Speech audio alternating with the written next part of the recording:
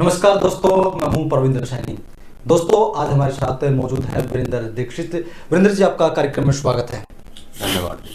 वीरेंद्र जी, अगर हम कांग्रेस पार्टी को देखते हैं तो कांग्रेस पार्टी में जो अभी भी कांग्रेस का अधिवेशन खत्म हुआ है, राहुल गांधी कहते हैं कि पार्टी को जो हमें निचले स्तर से मजबूत करना है, संगठन को मजबूत करना है और मजबूत लोगों को हमें पद देना है ताकि वो पार्टी को खड़ा कर सके और हमारी सरकार बन सके।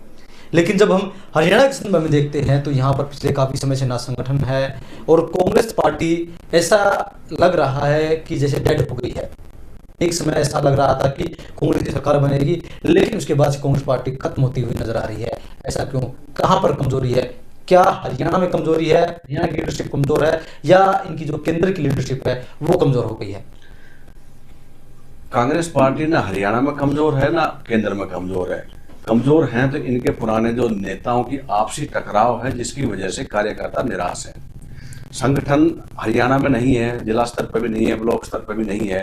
हार जो कांग्रेस की हुई पिछले इलेक्शन में, ये एक सबसे बड़ा कारण था कि कांग्रेस की नीतियों का प्रचार ग्राउंड रूट लेवल तक नहीं पहुंच पाया। हरियाणा की बात करें, नेता प्रतिपक्ष में नहीं बन पा रहा है, कार्यकर्ता भी निराश है इस बात को लेकर। ये किस नेता को, हाईकमान को समझना है कि हरियाणा की कमांड किस नेता को देनी चाहिए, ग्राउंड लेवल तक कार्यकर्ताओं से जुड़ाव किस नेता का है, वोट बैंक किसके पास है। हाईकमान मजबूत होगा, स्टेट लेवल की पार्टी मजबूत होगी, संगठन भी बनेगा। संगठन बनेगा तो कार्यकर्ता अभी भी कांग्रेस का है, लेकिन वो निराश है, वो समझ नहीं पा रहा है कि किस तरफ जाए। लेकिन जो ठोस फैसले हैं, जो मजबूत फैसले हैं, जैसे भारतीय जनता पार्टी है, जब उन्हें दिखता है कि हमें कोई फैसला लेना, कोई दृढ़ निश्चय उन्होंने कर लिया तो वो फैसला कर लेते हैं। अगर हम हरियाणा की बात करते हैं तो भूपेंद्र सिंह हुड्डा के पक्ष में 32 विधायक हैं। वो कह रहे हैं कि भूपेंद्र सिंह हुड्डा को नेता प्रतिपक्ष बनाए, लेकिन जो उनका सेंटर है वो नेता प्रतिपक्ष स्वीकार नहीं कर पा रहा, ना ही उन्हें निकाल कर बाहर कर पा रहा। तो क्या ये जी का जंजाल है? क्या कांग्रेस पार्टी की जो टॉप लीडरशिप है वो बड़े फैसले लेने में पूरी तरीके से नाकाम है? कांग्रेस पार्टी की लीडरशिप बड़े फैसले लेने में हिचकिचा रही है। हरियाणा में 36 सीटें कांग्रेस की आई हैं, 32 सीटें 37 सीटें आई हैं। 32 सीटें भूपेंद्र सिंह हुड्डा के आशीर्वाद से आई हैं, उनके अपने वजूद से आई हैं।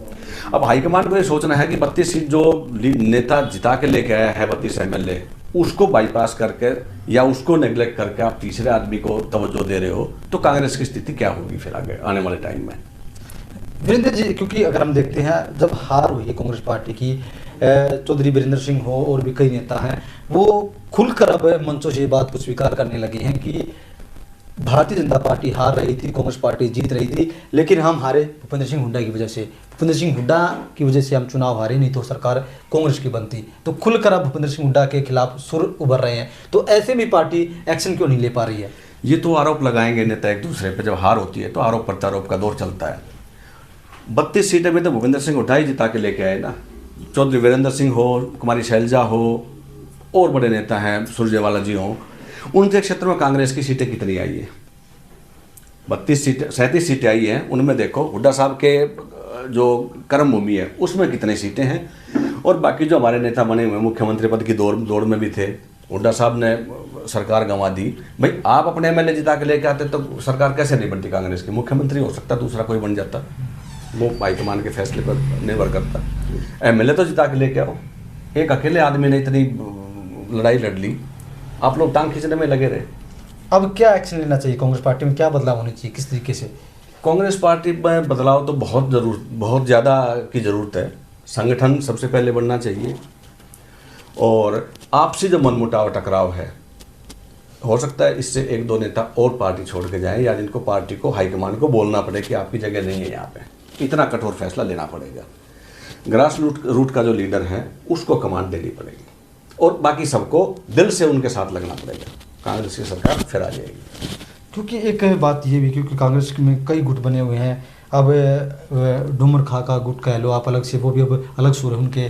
कुमारी शैलजा पहले से ही हैं, सुरजेवाला वो भी अलग है, भूपेंद्र सिंह हुड्डा का अपना गुट है। तो क्या ऐसे में आपको लगता है कि कांग्रेस पार्टी एकजुट हो पाएगी? ये भी एक बड़ी समस्या है क्या? हाईकमान को फैसला लेना पड़ेगा। पार्टी पहले भी एकजुट थी, हाईकमान कमजोर हुआ तो पार्टी में फूट पड़ी। टकराव हुआ, अहम का टकराव हुआ, महत्वाकांक्षा सबकी होती है, मुख्यमंत्री की, प्रधानमंत्री की, बुरी बात नहीं है, लेकिन उसके लिए प्रयत्न करना पड़ता है, सतत प्रयास की जरूरत होती है। आप एक एमएलए लेकर मुख्यमंत्री नहीं बन सकते, आप एक एमपी लेकर प्रधानमंत्री नहीं बन सकते, आपको अपने लोग जिताने पड़ेंगे। कांग्रेस पार्टी के ज़्यादा से ज़्यादा विधायक आप जिता के लेके आओ, उसके बाद लड़ाई लड़ो। क्या अब आपको ऐसा लगता है कि हरियाणा में भविष्य है कांग्रेस का, क्योंकि जिस तरीके से लगातार 3 बार कांग्रेस पार्टी को करारी हार का सामना करना पड़ा, तो क्या आपको लगता है कि कब कांग्रेस पार्टी तो फिर से जीवित हो पाएगी हरियाणा के अंदर? कांग्रेस का कार्यकर्ता पहली बात तो इस हार को हार नहीं मानता है। ये कार्यकर्ता कांग्रेस की हार नहीं है, ये बड़े नेताओं के आपसी टकराव का रिजल्ट है। कार्यकर्ता भी कांग्रेस के साथ जुड़ा हुआ है, संगठन बने, इनको एक साथ बिठा कर इनका जो आपस का टकराव वो दूर किया जाए, कांग्रेस फिर एक नंबर हो जाएगी, हरियाणा में तो हो ही जाएगी। तो चलिए दोस्तों, कहीं ना कहीं कांग्रेस पार्टी के अंदर कई धुरी जरूर दिख रही है कि कई लोग हैं, लेकिन ठोस फैसला लेने की जरूरत है। लेकिन हाईकमान ठोस फैसला लेगा या नहीं लेगा, ये तो आने वाला वक्त ही बताएगा। वीरेंद्र जी, हमसे चर्चा करने के लिए आपका बहुत बहुत धन्यवाद। Thank you.